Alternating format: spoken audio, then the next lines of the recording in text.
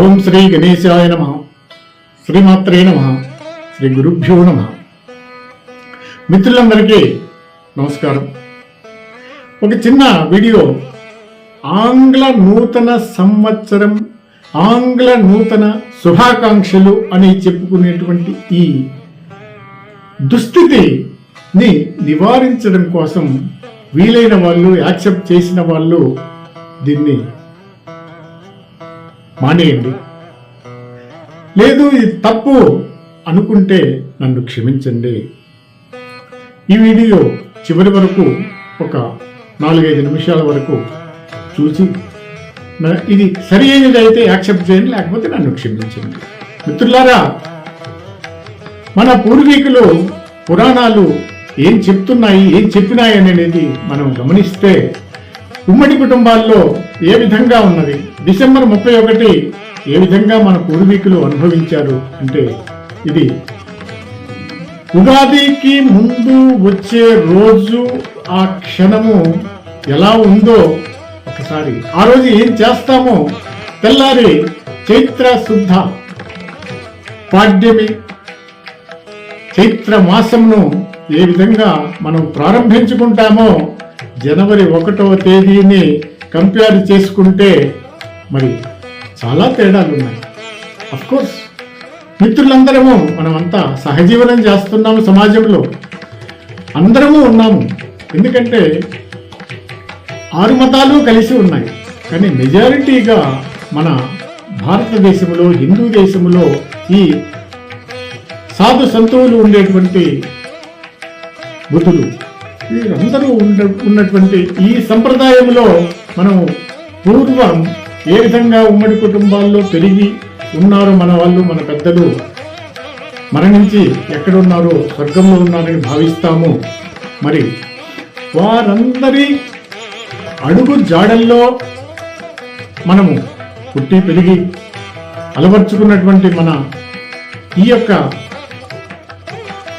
సత్సంప్రదాయాల్ని ఎక్కడో వదిలేసి ఇప్పుడు ఉన్నటువంటి సమాజం డిసెంబర్ 31 అనగానే మద్యం సేవించడం, మద్య మాంసములను సేవించడం, తూలుతూ అందరి బాధ్యతల్ని, కుటుంబ బాధ్యతల్ని వదిలేయడం, పెద్దలను గౌరవించకపోవడం, మన పెద్దలు పూర్వీకులు ఏ విధమైనటువంటి ఆచారాలను నేర్పారో వాటన్నిటికీ గుడ్ బై చెప్పేసి ఈ డిసెంబర్ 31 అర్ధరాత్రి వరకు, అర్ధరాత్రి దాటిన తర్వాత తూలుతూ బాధ్యతల్ని మర్చిపోయి బాధ్యత రహితంగా విధి నిర్వహణను తొక్కేసి సెలవు పెట్టేసి అవసరమైతే రేపు మధ్యాహ్నం వరకు పడుకొని అన్ని బాధ్యతల్ని మర్చిపోయి కుటుంబ పెద్దల్ని గౌరవించకపోవడం,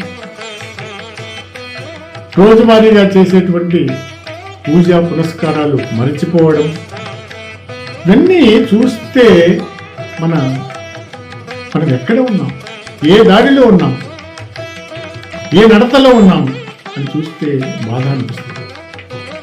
దీన్ని పర్టికులర్గా ఎందుకు చేసుకోవాలి?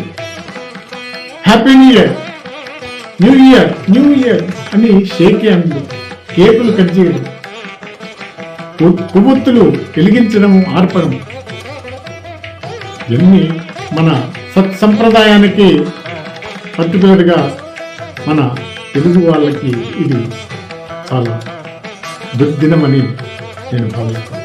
చూడండి, మీరే గమనించండి, మన పురాణాలు ఏం చెప్తున్నాయి, మన పూర్వీకులు ఏం చెప్పారు, మరి మన పురాణాలన్నీ చెప్పినటువంటి దాంట్లో గ్రంథాలు ఏం చెప్తున్నాయి, భాగవతం ఏం చెప్పింది, మహాభారతంలో మరి ఎందరో చచ్చిపోయారు. అందరూ మనకు ఒక ఆదర్శమైనటువంటి సందేశాన్ని ఇచ్చి వాళ్ళు అసూలు బాశారు. భాగవతంలో పరమాత్ముడు ఏం చెప్పాడు? మరి వీటన్నిటిని చూస్తే ఇవన్నీ భగవద్గీత ఉంది. భగవద్గీత అనేది ఇది ఒక మన మానవుడికి సంబంధించినటువంటి మార్గదర్శనం ఇచ్చేటువంటి ఒక మాన్యువల్ అని మర్చిపోయాం. మరి ఎందరో మనకు సందేశాలు ఇస్తున్నారు. వాటి సారాంశాన్ని చదివిన వాళ్ళు అనేకులు ఉన్నారు. వారందరికీ నా పాదాభివందనాలు. వాటిని గమనిస్తే మనం ఎంత తప్పుడు మార్గంలో ఉన్నాము, ఈ సమాజం ఎంత తప్పుడు మార్గంలో ఉందో బాధ అనిపిస్తుంది. కాబట్టి మన ఈ తరానికి మనం నేర్పించాల్సినటువంటి సూచనలు అనేకం ఉన్నాయి. కాబట్టి ఏనాడో మధ్య మార్గంలో బ్రిటిష్ వాళ్ళు ఈ దేశాన్ని కొల్లగొట్టి మరి శాసనాల్ని మార్చేసి అదే శాసనాలు ఇప్పటికీ కూడా మన పాలకులు మరి పరిపాలిస్తున్నారు అనే దాంట్లో ఏమైనా సందేహం ఉందా? ఏమీ లేదు. కొన్ని మార్పులు చేర్పులు చేశారు తప్పితే మరి ఈ మార్పులు లేవు. పాలనలో మార్పులు చాలా రావాలి. మన సిద్ధాంతాలు ఏంటి? పూర్వీకులు పరిపాలించినటువంటి వాళ్ళు చెప్పినటువంటి వాటిని చూస్తే ఈరోజు మనం నడత మార్చుకోవాలి. ప్రత్యేకించి తెలుగు వారిగా మనం షడ్రుచులు ఏం నేర్పుతున్నాయి వారు ఆ షడ్రుచుల్లో అన్నీ ఉన్నాయి. తీపి ఉంది, చేదు ఉంది, వగరు ఉంది, కారం ఉంది. ఇటువంటి 6 రకాలు ఇటువంటి షడ్రుచుల భావాలను తెలుసుకుని అందరితో ఏకీభవించి నడుచుకుపోయేటువంటి షడ్రుచుల భరించాలి. అంటే అందులో రుచులు ఉన్నాయి, బాధలు ఉన్నాయి. కాబట్టి ఈ 31 డిసెంబరు నాటి దుస్థితిని, దుర్వ్యవస్థని మార్చుకోవడానికి మనం ఒక్కసారి ఆలోచిస్తే మరి ఈ సమాజానికి మనం ఇచ్చే మెసేజ్ సరిపోదు. వ్యాకులత. కాబట్టి ఈ 31 డిసెంబరు నాటి దుస్థితిని, దుర్వ్యవస్థని మార్చుకోవడానికి మనం ఒక్కసారి ఆలోచిస్తే మరి ఈ సమాజానికి మనం ఇచ్చే మెసేజ్ సరిపోదు. వ్యాకులత. ఎందుకంటే సమాజం ఎక్కడ పోతుంది? ఈ సమాజం ఈ తరానికి మనం ఇచ్చే మెసేజ్ ఏంటి అని చూస్తే ఇది హ్యాపీ న్యూ ఇయర్ కాదు, నూతన సంవత్సర శుభాకాంక్షలు కానే కాదు. భారతీయులు భరత ఖండంలో పుట్టి భారతీయ దేశంలో ఉన్న మతాలు 4 మతాలకి ఇది సరైనది కాదు. కాబట్టి ఇది ఉగాది నాడు చైత్ర మాసంతో మొదలయ్యేటువంటి న్యూ ఇయర్, నూతన సంవత్సరం శుభాకాంక్షలు చెప్పుకోవడానికి మనం నాంది పలకాలి.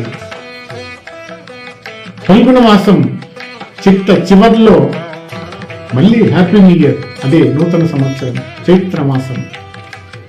ప్రభవ విభవ చివరగా 60 సంవత్సరాలతో కూడుకున్న తిరుగు మళ్ళీ తిరిగి ప్రభవతో వచ్చేటువంటి సంవత్సరం.